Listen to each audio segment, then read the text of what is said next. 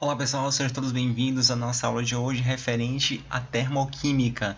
Eu com esse conteúdo dividi em duas partes. A primeira, uma parte mais introdutória, e a segunda nós vamos dar ênfase aos cálculos da variação de entalpia. Então, o que iremos estudar nesta aula de hoje? Vamos ver o que é termoquímica, o conteúdo calorífico e nos fazer duas perguntas. Primeiro, como se determina o valor calórico de um alimento? E segundo, como o organismo utiliza a energia dos alimentos? Seguido do calor envolvido nas reações químicas, que são as reações exotérmicas e reações endotérmicas. As exotérmicas são aquelas que ocorrem com liberação de energia e endotérmicas com absorção de energia. Depois, a estequiometria aplicada às equações termoquímicas e as trocas de calor na mudança de fase de agregação. Então, chegue junto e vamos aprender termoquímica.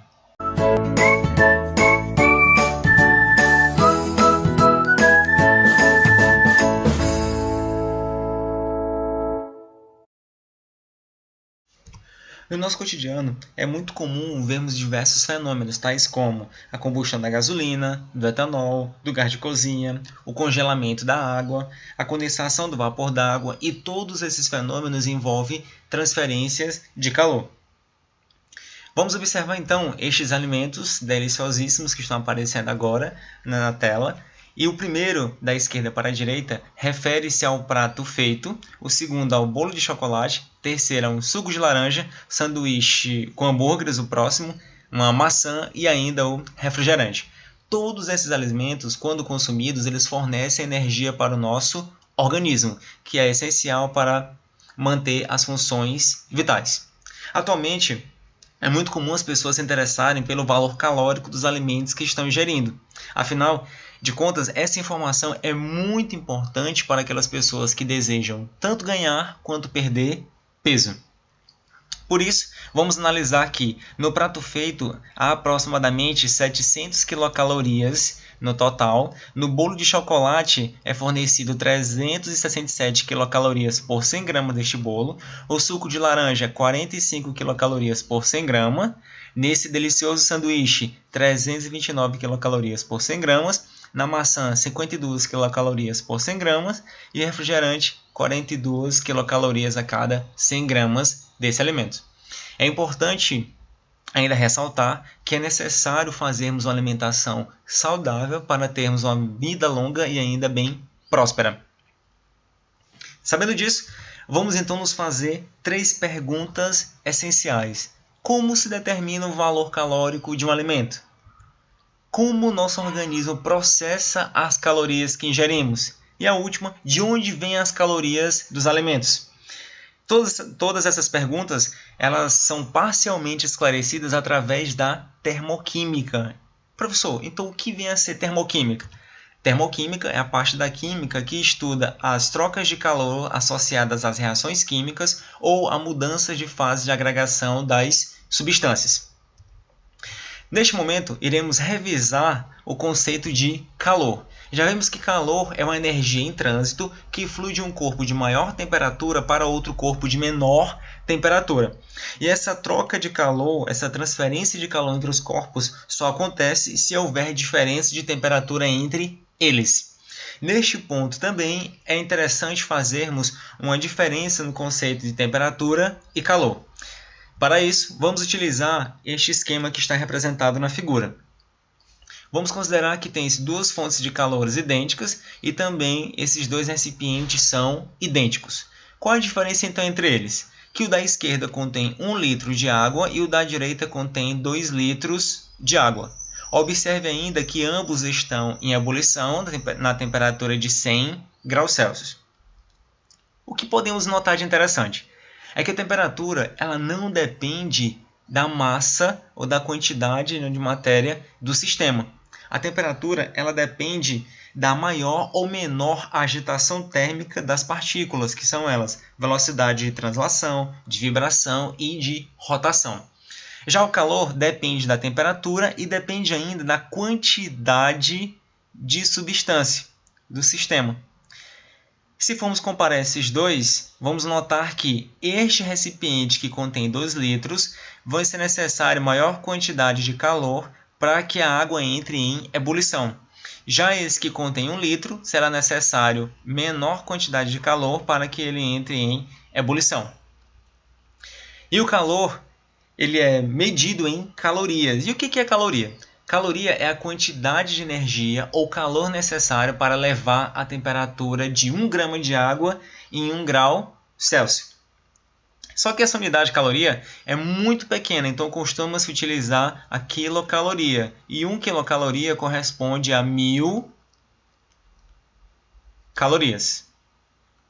No entanto, no Brasil, é utilizado oficialmente o Sistema Internacional de Unidade. A unidade que é utilizada é Joule. Sabendo disso, podemos observar essas duas conversões. 1 caloria corresponde a 4,186 joules e 1 quilocaloria corresponde a 4,186 quilojoules. Como vão ser essas duas unidades mais utilizadas, vamos então fixar essas duas conversões de unidade. Vamos iniciar agora a nossa primeira pergunta. Como se determina o valor calórico de um alimento?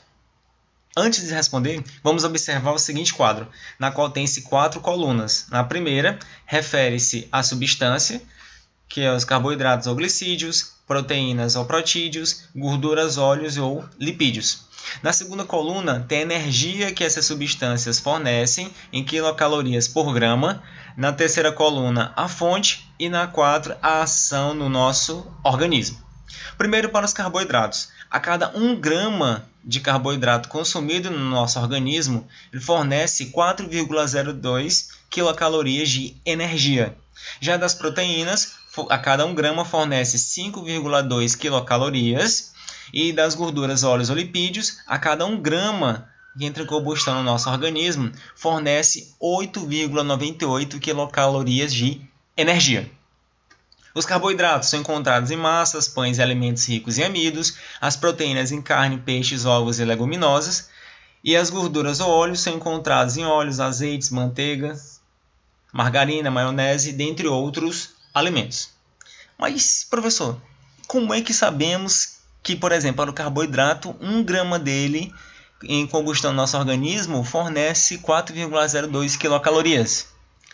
É utilizado um aparelho chamado bomba calorimétrica, que apresenta o seguinte esquema. Os componentes são termômetro, um becker, onde vai conter a água, a ligação elétrica, um agitador, o calorímetro, que é essa parte mais externa, uma válvula para o O2, que é o gás oxigênio, que ele é muito importante porque o oxigênio em excesso vai garantir a combustão completa do material que deseja-se obter o valor calórico. E ainda tem a bomba, que é o recipiente onde vai conter o material desejado. Veja, vamos supor, por exemplo, que queremos determinar o calor de combustão da grafita dentro da bomba calorimétrica. A reação que ocorre é o carbono grafita, o grafite reagindo com o gás oxigênio em excesso para garantir que todo o grafite vai entrar em combustão por completo, formando gás carbônico, que é o CO2, mais uma certa quantidade de energia. Observe que dentro da bomba contém uma certa quantidade de grafite e nele está sendo passada a ligação elétrica, esses fios. Esses fios eles vão dar o início, a ignição, a combustão do grafite juntamente com o gás oxigênio.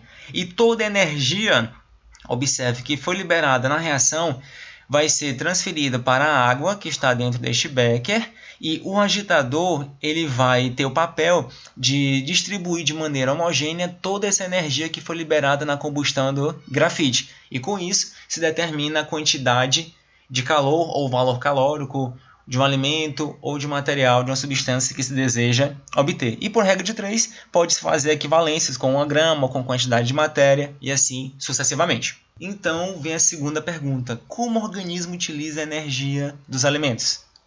Até mesmo quando estamos com a saúde muito boa e parados, o nosso organismo ele está consumindo energia para poder manter a vitalidade do nosso organismo.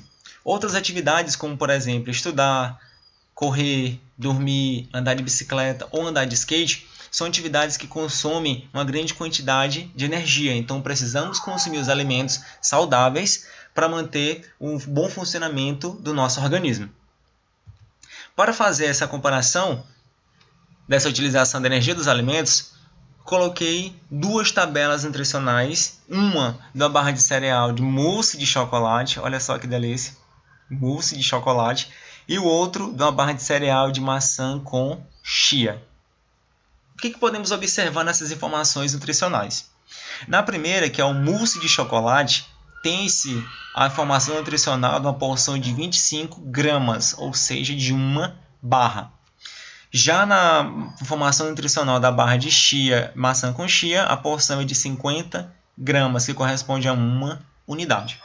Então, 25 gramas de uma barra de mousse de chocolate fornece 89 quilocalorias de energia. Fornece ainda 15 gramas de carboidrato, 1,4 gramas de proteínas e ainda tem as gorduras totais e as gorduras saturadas. E como fibra alimentar, 0,7 gramas. Quando comparamos esses valores, que é a quantidade em dobro da barra de cereal, no caso da maçã com chia, o valor energético é de 130 quilocalorias, 6,3 gramas de carboidratos. Veja que, embora a quantidade da barra de cereal seja maior, mas a quantidade de carboidratos é menor. Proteínas, 17 gramas, então fornece uma grande quantidade de proteínas. E a de gorduras também já é um pouco maior. Tá? E fibra alimentar, observe que também é muito maior. Tá, professor, mas qual a importância de eu saber essas informações nutricionais? Talvez eu não tenha esse costume de olhar essas informações. Mas é muito importante, é muito interessante que a cada alimento que você compra, que você vai consumir, que olhe essas informações nutricionais, porque elas vão vir com base, né, um valor diário de referência de uma dieta de 2.000 quilocalorias, que é uma média da população mundial. Claro, esse consumo na dieta pode ser maior ou menor dependendo das atividades que você faz no cotidiano. Uma pessoa que pratica esportes, o consumo dela energético é acima de 2.000 quilocalorias. Uma pessoa um pouco mais sedentária, que faz poucas atividades, já pode ser 2.000 quilocalorias ou até menos. Quando isso acontece, quando a gente consome mais alimentos do que o necessário para o funcionamento do nosso organismo diário, a energia em excesso é transformada em gorduras e acaba ocasionando futuramente a obesidade. Por isso que é importante fazermos uma dieta alimentar, não é nem dieta alimentar, uma reeducação alimentar com alimentos que são saudáveis e ainda praticar atividades físicas no dia a dia. Tá, pessoal? Então, muito obrigado e até a nossa próxima aula. Abraço!